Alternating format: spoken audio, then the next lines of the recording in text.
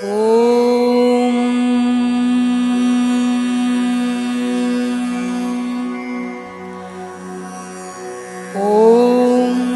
तत्सवितुर्वरं रूपं ज्योतिः परस्य धीमहि यन्नः सत्येन दीपयेत् सत्येन दीपयेत्।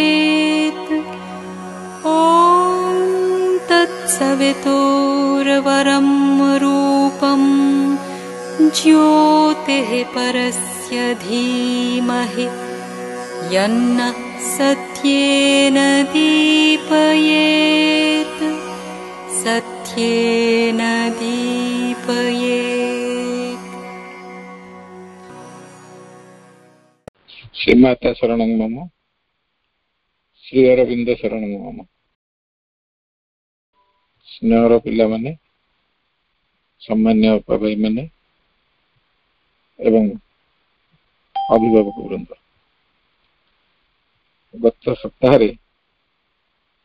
आमर माँ को पंडिचेरी आसवा पर्यंत जाइथिला। 1920 एप्रिल 24 जो दिन माँ आसी पंडिचेरी पहुँचले से पर्यंत जाइथिला। तापर ठारू आमे आरंभ करिया। जेतबेले माँ पंडिचेरी के आसिले सीधा जापान रु तांको सांगेरे जने इंग्लैंड रो भद्र महिला थिले। तांको ना होची हडक्सन। से माँ को सहित फ्रांस रे मिसी थिले। फ्रांस रे तांकर चिन्ह परिचय थिला एवं जेतो जापान गले जापान ने मध्ये तांकर सेमती जनाशुना रहिला। तांको पाखरे भी रहिले। से भी आसीथिले एवं पॉल रिचर्ड तांकर स्वामी जी से भी आसीथिले सांगरे। समस्त आसिकरी पहुंचले पंडिचेरी रे। पंडिचेरी रे पहुंचकरी द यूरोप बोलिकरी गोटे गेस्ट हाउस थला सेठी जाईकरी रहिले। अच्छा तापर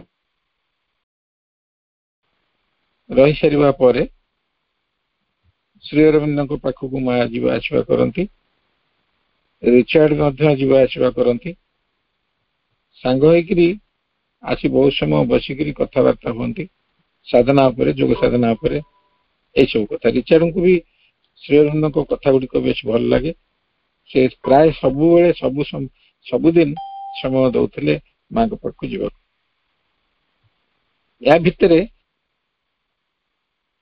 माँ कौन करती ना मझे मझे घर चेंज करती। जो यूरोप रे थिले, यूरोप जो गेस्ट हाउस रे थिले सेटू किछि दिन पर गोटे आउ गोटे गेस्ट हाउस को पळेले। से ता ना होची कोन हब। से गेस्ट हाउस को गले, सेठी जाय रहले। पुनी किछि दिन पर आउ गोटे गेस्ट हाउस पळेले।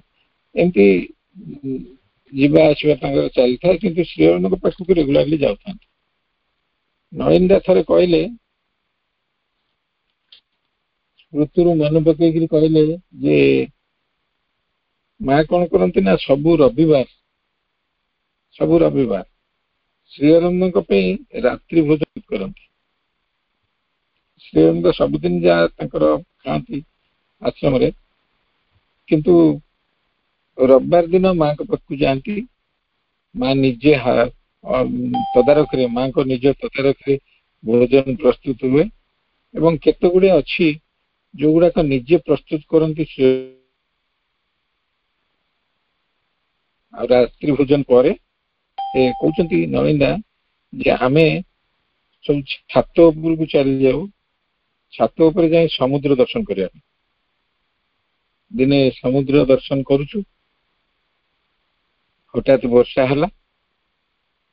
एत वर्षा है जे घर को आसवा बाध्य हेले। से घर भीतर को पशि आसिले छात उपर न रहीकि। जिते घर को पशि देखिले पानी सब गलुच। गोटे विपदपूर्ण अवस्था माँ अच्छा एक अनुभव कले। नलिंदा कहले मते कहले जे एठी सीमा आउ बेसी दिन रहा अनुमति न देवा दरकार। କାହିଁକିନା ଏଇ ଗୋଟେ ବିପଦପୂର୍ଣ୍ଣ ଜାଗା, ଏଇଠୁ କେମିତି ଆମେ ଆଉ ମୀରାଙ୍କୁ ନେଇଯିବା। ଝଡ଼ ବର୍ଷାରେ ଛାତ ପାଣି ଦେବା। ଠିକ ଶ୍ରୀଅରବିନ୍ଦ ସେଦିନ ପଳେଇ ଆସିଲେ, କିନ୍ତୁ ଡିସାଇଡ କଲେ ଯେ ଶ୍ରୀମାଙ୍କୁ ସେଠୁ ନେଇ ଆସିବା। ତାପରେ କିଛି ଦିନ ପରେ ଆଉ ଥରେ ଝଡ଼ ବର୍ଷା ହେଇଛି। ପାଣି ଆଉ ଜମା ବନ୍ଦ ହେବାର ନାହିଁ ଛାତରୁ। ଯେତେବେଳେ ଏଇ ଘଟଣାଟି ଘଟିଲା, ସେଠୁ ଶ୍ରୀଅରବିନ୍ଦ କଣ କଲେ ନା କହିଲେ ନାଇଁ, ତାଙ୍କୁ ନେଇ ଆସିବା, ଆଶ୍ରମକୁ ନେଇ ଆସିବା।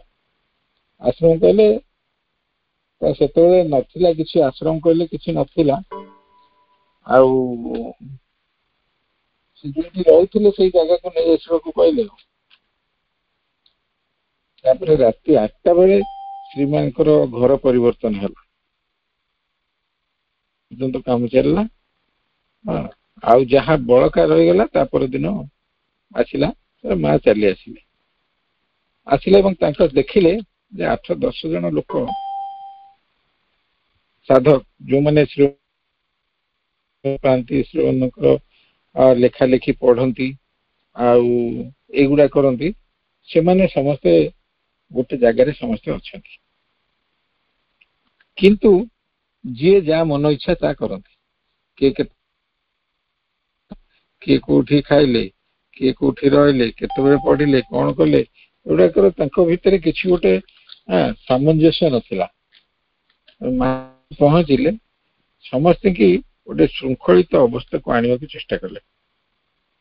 ଶୃଙ୍ଖଳିତ ଅବସ୍ଥା, ଯେମିତି ଗୋଟେ ଶୃଙ୍ଖଳାର ଏକା ସାଙ୍ଗରେ ଖାଇବେ, ପଢାପଢି ଏକା ସାଙ୍ଗରେ, ମେଡିଟେସନ ଗୋଟେ ଧ୍ୟାନ କରିବେ, ଗୋଟେ ସମୟ ସ୍ଥିର କରାଗଲା ଯୋଉ ସମୟରେ ସେମାନେ ଧ୍ୟାନ କରିବେ, ଏବଂ ନିଜର ଜିନିଷ ପତ୍ର ଯାହା ରହିଛି ତାକୁ କେମିତି ସଫାସୁତୁରା କରିବେ ଏବଂ ସଜେଇକିରି ରଖିବେ, ଏ ସବୁ କଥା ମା ନିଜେ କଲେ ଏବଂ ତାଙ୍କୁ ଦେଖିକିରି ଅନ୍ୟମାନେ ମଧ୍ୟ କଲେ।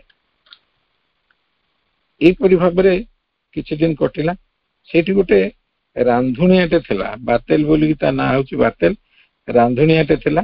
ରାନ୍ଧୁଣିଆ କଣ କହିଲ, ଯିଏ ରୋଷେଇ କରେ, ସମସ୍ତଙ୍କ ପାଇଁ ରୋଷେଇ କରି ଦିଏ। ଆଉ ସେ ଟିକେ ଭାରି ଚିଡ଼ା ପ୍ରକୃତିର, ଭାରି ରାଗିଯାଏ, ଟିକେ ଟିକେ କଥାରେ ରାଗିଯାଏ। ସେ କଣ ହେଇଛି ନା, କାହିଁକି ରାଗେ ନା, ତା ରାନ୍ଧିବା, ତା ରୋଷେଇଟା ଯଦି କିଏ କହିଲା ଖରାପ, ତା ମୁଣ୍ଡ ଖରାପ। ଯଦି କହିବେ ଯେ ତୋ ରୋଷେଇ ଆଜି ଭଲ ହେଇନି, ଖରାପ ହେଇଯାଇଛି, ତା ମୁଣ୍ଡ ଖରାପ, ସେ ବିରକ୍ତ ହେଇଯାଏ, ରାଗିଯାଏ। ସେ ଯେମିତିଆ ରୋଷେଇ କରୁ, ଖରାପ ରୋଷେଇ କଲେ ବି ତାକୁ କହିବ ଯେ ଭଲ ରହିଛି, ତେବେ ଯାଇକିରି ଠିକ, ନହେଲେ ସେ ରାଗିଯିବ। ଏମିତି ହଉ ହଉ ଦିନେ ଆଉ ନଳିନ୍ଦା କହିଦେଲେ ତମ ରୋଷେଇ ଟିକେ ଆଜି ଭଲ ହେଇନି। ସେ ତ ପ୍ରଚଣ୍ଡ ଭାବରେ ରାଗିଗଲେ। ଯେମିତି ରାଗିଗଲେ କହିଲେ, ରୁହ, ତମେ ସବୁ ଏଇଠି ରହିକିରି ଖାଉଛ ପିଉଛ, ଏ ଘରେ ତମକୁ ରଖେଇଦେବିନି କହିକିରି ନିଜ ଦେହ ଖରାପ କହି ମିଛରେ ପଳେଇଲା। ବାହାରକୁ ପଳେଇଗଲେ।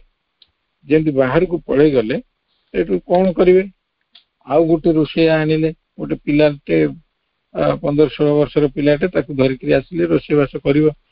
ଏମାନେ ବି ମିଶିଗଲେ, ତା ସାଙ୍ଗରେ ମିଶିକିରି କଲେ। ସିଏ କିନ୍ତୁ ବାତେଲ ସେଠୁ ଯାଇକିରି ଗୋଟେ ମୁସଲମାନ ଗୁଣି ବିଦ୍ୟା ଜାଣିଥିବା ଲୋକକୁ ଧରିଛି। ତା ପରେ ପରେ ଢେଲା ମାଡ ଆରମ୍ଭ ହେଇଗଲା। ଢେଲା ଖାଲି ପଡିଲା ଆଶ୍ରମ ଭିତରକୁ।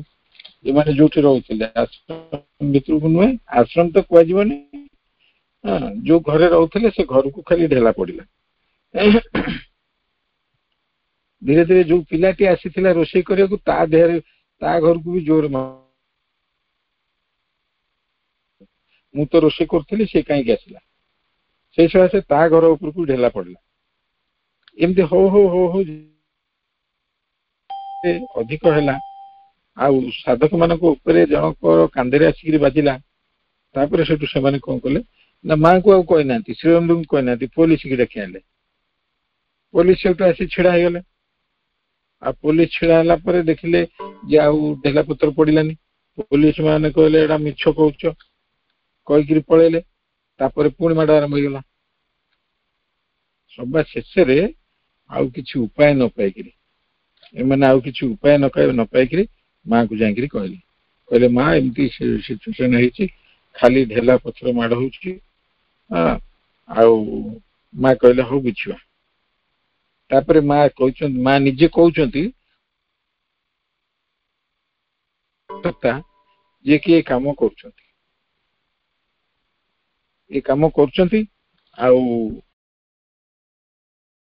सब ढेला पथर पकापकी होकर मु हठात कौन कली ना जाकि कहली तुम कहीं ढेला पथर पकाउछ ना आज्ञा आमर किसी दोष ना आमको आदेश दिखाई ए ढेला पकेबा सकाशे ना तुम आउ कौन कर ना आमको आउ कि आसे ना आम खाली ढेला पकेबा जानिछु से जो सत्ता जो रही जहाँ को व्यवहार करा जायछि जो गुणी विद्या जादू विद्या वाला गुणी विद्या वाला से मानू व्यवहार कर तुम ढेला पकेब से खाली ढेला पकाउछ ढेला पकेबा छाड़ा आउ किछि कर परिबेनी तापर सेठु माँ कहते अच्छा मु गोटे तुमको जदि से कहला जे ढेला पका बोली तुम ढेला पकेल मु गोटे काम कहूँ तुम कर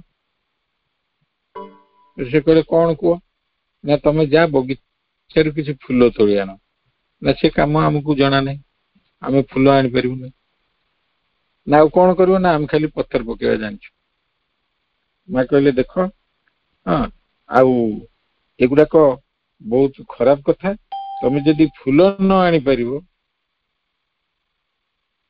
पकई पारन आदि थरे पत्थर पड़े ताहले तुम अवस्था भल रही यही कथा जो कहते सी दौड़ दौड़ कर पलैले माँ से कौन कले ना रोषे घर भितर को गले जाकि बुलाबुली कर देखु देखु देखिले गोटे सीमेंट कांथरे सीमेंट रे गोटे जो रड कौन ताको कहती कला कोइला रे किछि अक्षर तमिल भाषा रे लिखाई किछि अंक मध्य लिखाई माँ से देखिले देखिक आउ कि बुझिपारे किंतु कौन कले ना ताको घसी घसी घसी घसी लिभेदेले एवं से घसिक लिभेला समय जानी पारले जे यारी कारण एतिक होउथला वर्तमान ये सबुदिन पे आउ केबे ढेला पड़िबो नाही कले अच्छा बातेलंकर जी झियो से घरे चाकराणी गोटे चाकराणी थाए से कौन कर सका दौड़ी दौड़ कर आसला आसी माँ को पाखे पहुंचला कहला माँ बापा देह बहुत सुदर्श काली थरु हाँ आउ से मेडिकल ले जाए भर्ती होले बचे कि मरबे ठिकाना नहीं मत बहुत डर लगे माँ कौन कले ना टे कहले तू अपेक्षा कर से अपेक्षा कले माँ तो सबू कथा श्रीअरविंद को कही दियंती जाकि जहाँ जहाँ असुविधा सुविधा जहाँ हुए जाए श्रीअरविंद को कहती श्रीअरविंद को जाकि कहले श्रीअरविंद सेठू माँ को अनेक टे हसिले कहले ढेला पत्थर माड़र एते असुविधा पड़ से लोकटा हौ ठीक अच्छे जाओ से सुस्थ हो से आसिक से झील को कहले झील तार घर को गला बेलू बापा से सुस्थ हो जापर से दिन ठारू सी आसला माँ को पाखे क्षमा प्रार्थना कला आउ दिने एमती करबनी बोलिक डिसीजन भी नेला एमती अनेक सब सत्ता माने अच्छा आउ गोटे सत्ता कथा माँ कहते से सत्ता छोटिया सत्ताटे से परी भाया देखा आउ से कौन करे ना माँ तो विभिन्न काम था केतरे चुली उपरे क्षीर बसई देते अन्य काम सब कर आर्य पत्रिका अन्य काम सब कर से काम करने भितर भूली जाइए क्षीर बसई तापर से कौन करेंगे ना से जो सत्ताटी सी आसी माँ को लुगा को टाणुव माँ कहे कौन गोटे लुगा टाणिले कि से जुआड़े टाणुव सियाड़े गला बेलू देखला बेलू क्षीर उतरवा को बसला माँ से कौन करती ना बाहर थोई देकर आसती एमती अनेक थर कौन करना से माँ को सब विभिन्न जो काम माँ करुवे गोटे कम व्यस्त रही अन्य कमटी अधा करदे से टाण टाणिक माँ को नहीं जीव से कमटी करदेव एमती केते केते घटना सब सब जो माने भल भल सत्ता अच्छा से माने सब जन दियंती को काम करवा कथा ଏମିତି ବି ଅଛନ୍ତି ଦିନେ ଶ୍ରୀ ଅରବିନ୍ଦ କଣ କରନ୍ତି ନା ତାଙ୍କ ରୁମ ରେ ଚାରି ପାଖରେ ବୁଲନ୍ତି। ଆଚ୍ଛା, ବୁଲିବା ସମୟରେ ଘଣ୍ଟା ଦେଖନ୍ତି କେତେ ସମୟ ହେଲା, କାହିଁକିନା ତାଙ୍କର ସବୁ ଘରେ ଯଦି ତମ ଭିତରୁ କିଏ ଯାଇଥିବ ଶ୍ରୀ ଅରବିନ୍ଦଙ୍କ ରୁମକୁ ତାହେଲେ ଶ୍ରୀ ଅରବିନ୍ଦଙ୍କ ବେଡ୍ ପାଖରେ ଗୋଟେ ଘଣ୍ଟା, ସେପଟରୁ ଯେତେବେଳେ କରିଡୋରକୁ ଆସନ୍ତି ସେପଟରେ ଗୋଟେ ଘଣ୍ଟା, ତିନି ଜାଗାରେ ତିନିଟା ଘଣ୍ଟା ଥାଏ। ସେ ଯୁଆଡେ ଗଲେ ଘଣ୍ଟା ତାକୁ ଘଣ୍ଟା ତାଙ୍କ ଆଖିକି ଦେଖାଯିବ। ହଠାତ୍ କଣ କରୁଛନ୍ତି ନା ଦିନେ ଦେଖିଲେ ଗୋଟେ ଘଣ୍ଟା ଯେତେବେଳେ ଆସିଲେ ସେଇଟା ବନ୍ଦ। ଆଚ୍ଛା, ଯଦି ସେଇଟା ବନ୍ଦ ଆରଟା ଚାଲିଥିବ, ସେଠି ଦେଖିଦେବେ ଟାଇମ, ସେପଟକୁ ଯେତେବେଳେ ଚାଲିଗଲେ ସେଇଟା ବି ବନ୍ଦ, ଆଉ ଗୋଟେ ପାଖକୁ ଆସିଲା ବେଳକୁ ସେଇଟା ବି ବନ୍ଦ। ତାପରେ ଶ୍ରୀ ଅରବିନ୍ଦ ସାଙ୍ଗେ ସାଙ୍ଗେ କହିଲେ ଏଇଟା ଗୋଟେ ମନ୍ଦ ପରିହାସର କଥା, ହଁ ଏ ଘଣ୍ଟା ଚାଲିବା ଦରକାର। ଶ୍ରୀ ଅରବିନ୍ଦ ଖାଲି ଏତିକି କଥାରେ ଘଣ୍ଟା ଗୁଡିକ ଚାଲିଲା। ତାମାନେ ଯେମିତି ସିଦ୍ଧ ଆଉ ଯାହା ଭାବୁଥିଲେ, ଯାହା ଚିନ୍ତା କରୁଥିଲେ, ଆଉ ଯାହା ହବାକୁ ଚାହୁଁଥିଲେ ସେଇ କଥାଟା ଘଟି ଯାଉଥିଲା। ଆଉ ତାପରେ ସେଠୁ ମା ଏମିତି ସବୁ ଘଟଣା ସବୁ ଚାଲିଥାଏ। ଦିନେ ମାଙ୍କୁ ସେ ମୀରା ବୋଲି ତ ଡାକନ୍ତି, ଡାକୁ ଡାକୁ ଡାକୁ ଡାକୁ ଦିନେ ମୀରା କହିଲା ବେଳକୁ ତାଙ୍କୁ ଟିକେ ଅସୁନ୍ଦର ଲାଗିଲା, ସିଏ ମଦର ବୋଲିକିରି କହିଲେ। ଯେମିତି ମଦର ବୋଲି କହିଲେ ତାପରେ ସେଠୁ ଧୀରେ ଧୀରେ ସବୁଦିନେ ମଦର କହିଲେ। ଏବଂ ଆଉ ଯୋଉମାନେ ସବୁ ଥିଲେ, ନଳିନ୍ଦା ଥିଲେ, ଆଉ ଯେତେ ଯେତେ ସବୁ ସାଧକ ମାନେ ଥିଲେ ସମସ୍ତେ ତାଙ୍କୁ ମଦର ମଦର ବୋଲି ଡାକିଲେ। ଏବଂ ଶ୍ରୀ ଅରବିନ୍ଦ ତାପରେ ଲେଖିଥିଲେ ଦି ମଦର। ଏମାନେ ସବୁ ପଚାରିଲେ ଯେ ଯୋଉ ଦି ମଦର ଆପଣ ଲେଖିଛନ୍ତି, ଆଉ ଇଏ କଣ ଆପଣ ଯୋଉ ଦି ମଦର ଲେଖିଛନ୍ତି ଯୋଉ ମାଙ୍କ ବିଷୟରେ, ଏ କଣ ସେଇ ମା? ଶ୍ରୀ ଅରବିନ୍ଦ କହିଛନ୍ତି ହଁ। ଏମିତି ଅନେକ ସବୁ କଥା ହଉଛି କଣ ନା ସେଇଠି ରହିବା ଭିତରେ କେତେ କେତେ ଘଟଣା ସବୁ ଘଟିଛି। ଶ୍ରୀ ଅରବିନ୍ଦଙ୍କ ସାଙ୍ଗରେ କଥାବାର୍ତ୍ତା ଚାଲିଛି, ଶ୍ରୀ ଅରବିନ୍ଦଙ୍କର ଲେଖାକୁ ପଢାପଢି ଚାଲିଛି, ଧ୍ୟାନ ଚାଲିଛି, ସବୁ କଥା ଚାଲିଛି।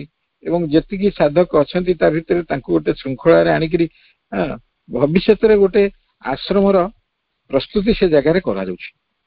ଏମିତି କରୁ କରୁ ଥରେ ଗୋଟେ ବଣୁଆ ବିଲେଇଟେ ଭିତରେ ପଶି ଆସିଲା, ଆଉ ଗଲାନି। ଯେତେ ଯାହା କଲେ ବି ଆଉ ଗଲାନି। ନ ଯାଇକିରି ରହି ଧୀରେ ଧୀରେ ସେ ପୋଷା ମାନିଗଲା ଏବଂ ସେଇ ଜାଗାରେ ସେ ରହିଲା, ଆଉ ଗଲାନି। ଯେତେ ରହିଲା, ଆଉ ତାର ତା ନାଁ ତାକୁ ଦେଲେ ସୁନ୍ଦରୀ, ତା ନାଁ ହଉଛି ସୁନ୍ଦରୀ। ଆଉ ତାର ପିଲା ଗୋଟେ ସେଠୁ ଜନ୍ମ ହେଲା, ତା ନାଁ ଦିଆଗଲା ବୁସି। ସବୁ ନାଁ ଦିଆଗଲା, ତା ନାଁ ହଉଛି ବୁସି। ବୁସି ସେଠୁ କିଛି ଦିନ ରହିଲା, ତାର ସେଠୁ ଦିଟି ପିଲା ହେଲେ। ଇଏ ତା ମାନେ ଗୋଟେ କଣ କହିଲେ ଜେନେରେସନ ଭଳିଆ, ବୁଝିପାରୁଛି ନା ନାଇଁ। ତାର ଯୋଉ ଦିଟି ପିଲା ହେଲେ, ସେ ଦିଟି ପିଲାଙ୍କୁ ସେ କଣ କରେ ନା ବୁସି ଧୀରେ ଧୀରେ ସେ ବିଲେଇ ମାଙ୍କ ପ୍ରତି ଏତେ ଅନୁରକ୍ତ ହେଇଗଲା, ସେ ତା ଛୁଆ ଦିଟାକୁ କଣ କରେ ନା ଦାନ୍ତରେ କାମୁଡିକି ନେଇକିରି ମାଙ୍କ ପାଦ ତଳେ ଥୋଇଦିଏ। ମାଙ୍କ ପାଦ ତଳେ ଥୋଇ ଦେଇକିରି ସେ ତାର ଖାଦ୍ୟ ଅନୁସରଣରେ ଯାଏ, ପୁଣି ସେଠୁ ପଳେଇ ଆସେ, ବୁଲାବୁଲି କରେ। ଏବଂ ତାର ଭିତରେ ଥାଏ ଯେ ମା ତାଙ୍କୁ ଆଶୀର୍ବାଦ କରିବେ। ଏ ଯୋଉ ପିଲା ଦିଟା ଥିଲେ, ସେ ଦିଟା ପିଲାଙ୍କ ଭିତରୁ ଆଉ ଜଣକ ନାଁ ହଉଛି ଦିଗ୍ଜୟ ନା କଣ ମୁଁ ଜାଣିପାରୁନି, ଦିଗ୍ଜୟ, ଆଉ ଅନ୍ୟଟା ହଉଛି କିକି। କିକିଟା ଯିଏ ସେ ଟିକେ ବେଶୀ ସ୍ନେହୀ, ବେଶୀ ଆଦରର, ଆଉ ମା ତା ଉପରେ ବେଶୀ ଦୃଷ୍ଟି ରଖିଥାନ୍ତି, କାହିଁକିନା ଦିଗ୍ଜୟ ସବୁବେଳେ ତାଙ୍କୁ ମାରେ। ସେଇ ସକାଶେ ତାଙ୍କୁ ଅଲଗା କରିକି ରଖାଯାଏ। ବିଲେଇଙ୍କର ଖାଦ୍ୟ ପାନୀୟ ଆଉ ଯାହା ଯାହା ତାଙ୍କର ଦରକାର ସବୁ ବ୍ୟବସ୍ଥା କରାଯାଏ।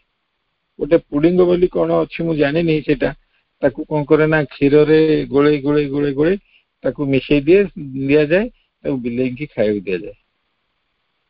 ଆଉ ଚମ୍ପକଲାଲଙ୍କୁ ସେ କାମ ଦିଆ ହେଇଥିଲା କରିବା ସକାଶେ। ଆଉ ସେ ବିଲେଇ ମାନେ ବି ବେଶ ଖୁସିରେ ଖାଆନ୍ତି। ଦିନେ କିକି କଣ କରିଛି ନା ବୁଲୁଛି, ଗୋଟେ କଙ୍କଡା ବିଛା ଆସିଲା। ଯେମିତି କଙ୍କଡା ବିଛା ଆସିଲା, ସେ କଙ୍କଡା ବିଛା ସାଙ୍ଗରେ ଖେଳିଲା। ଖେଳୁ ଖେଳୁ କଙ୍କଡା ବିଛାଟି ତାକୁ ଗୋଟେ ଗୋଡରେ ଆଉ ତାକୁ ଦଂଶନ କରିଦେଲା। ଯେମିତି କରିଦେଲା, କଙ୍କଡା ବିଛା କାମୁଡିଲେ ଯାହା ହୁଏ, ବିନ୍ଧା ବିନ୍ଧି ହେଲା ଜୋରରେ, से पड़ी रहा उठिलानी धीरे धीरे धीरे धीरे जिते अधिक जंत्रणा है से माँ को पाखक गला जाकि से गोड़टी देखला माँ से कौन कले ना से गोड़टी देखिले अरे कंकड़ा बिछा कामुड़ी कंकड़ा बिछा कामुड़ी कि ना जानी ना अन्य मैंने आसिक कहले माँ कंकड़ा बिछा गोटे कामुड़ी देछि माँ से धरिकी नहीं गले श्रीअरविंद कति प्रत्येक कथा देख प्रत्येक कथा माँ निजे किसी कर श्रीअरविंद को नहीं कहते श्रीअरविंद को जाकि देखेले कहले किकिर गोड़ को कंकड़ा बिछा कामुड़ी देछि तापर सेठू श्रीअरविंद देखिले देखिकी सांग सांग कौन कले ना अनैचंती ताकू से किकी अनैचंती हठात किकी गोड़ भल होगा से डिया मारिक टेबुल तलू पड़े कुआड़े पड़ेला तापर धीरे धीरे धीरे धीरे सी भी भल होगा एमती काले से पिले बिले माने सब डिया डी करते अच्छा से अगणा भितर गोटे कूटे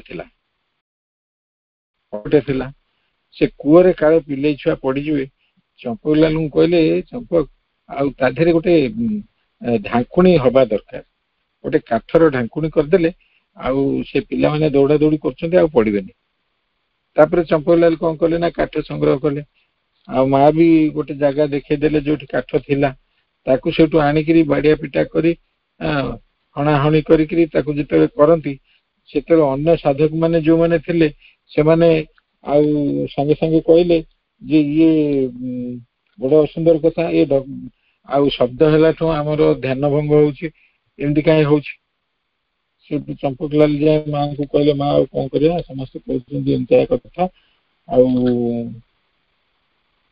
कौन केमती कर माँ कहले से समस्त डाकिले कहले देख तमें जदि बाहर शब्द द्वारा आक्रांत हो जाऊच एवं ये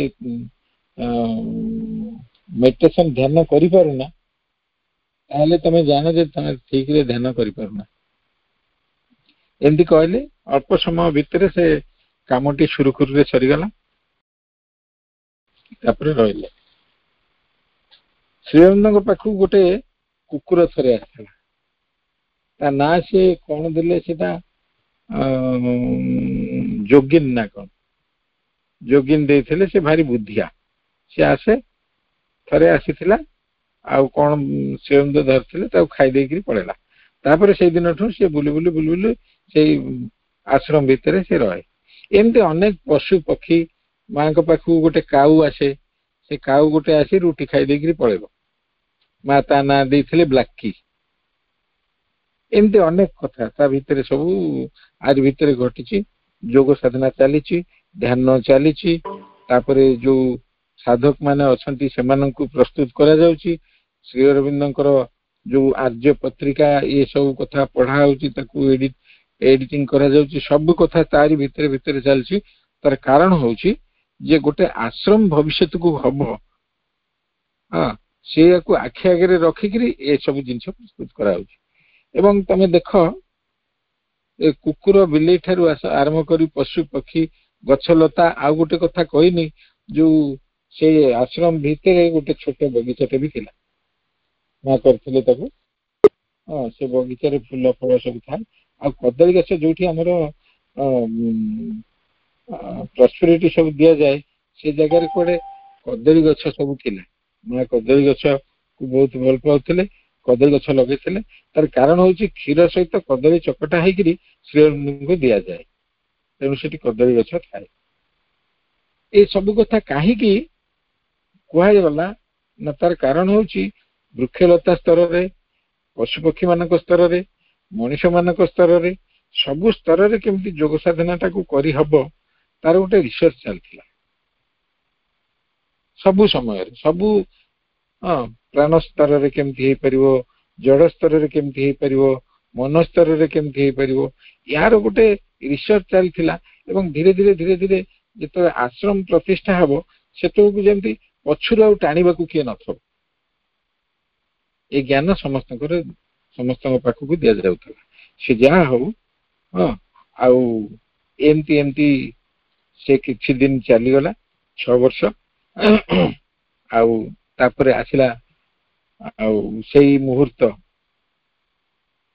କୋଉଟା 1926 ମସିହା ଆଉ ନଭେମ୍ବର 24 ତାରିଖ, ଯୋଉଠି ଶ୍ରୀ ଅରବିନ୍ଦ ଆଉ ମା ଦି ଜଣଙ୍କର ଆଉ ସିଦ୍ଧି ଲାଭ ହେଲା, ଯୋଉଟାକୁ ଆମେ ସିଦ୍ଧି ଦିବସ ବୋଲିକିରି କହୁଛୁ। ଆମେ ଆପରେ ଆଜି ତ ବୋଧେ ସମୟ ହେଇଗଲାଣି, ଆଉ ତାପରେ ଆମେ ଚେଷ୍ଟା କରିବା ଆ ପରଠାରୁ ଆମେ ଯିବା 1926 ଠାରୁ ସେ ଅଧିମାନସ କଣ, ଅଧିମାନସ କହିଲେ ଆମେ କଣ ବୁଝୁ, ଅଧିମାନସ ସିଦ୍ଧି କେମିତି ହେଲା, ଆଉ ମା ଶ୍ରୀ ଅରବିନ୍ଦ କଣ କରୁଥିଲେ, ସାଧକ ମାନେ କେମିତି ଥିଲେ, ତା ପରଠାରୁ ଆମେ ବର୍ଣ୍ଣନା କରିବା ସାରିବା। ଏବେଠାରୁ ଏବେ ଆମର କୋଉ ଯାକେ ଗଲା, 1920 ରୁ 1926 ଯାକେ ଆମେ ଗଲେ। 1926 ପରଠାରୁ 26 ଠାରୁ 1926 ନଭେମ୍ବର 24 ଠାରୁ ଆମେ ଆରମ୍ଭ କରିବା ଆସନ୍ତା କ୍ଲାସରେ। ବନ୍ଦେ ମାତରମ୍।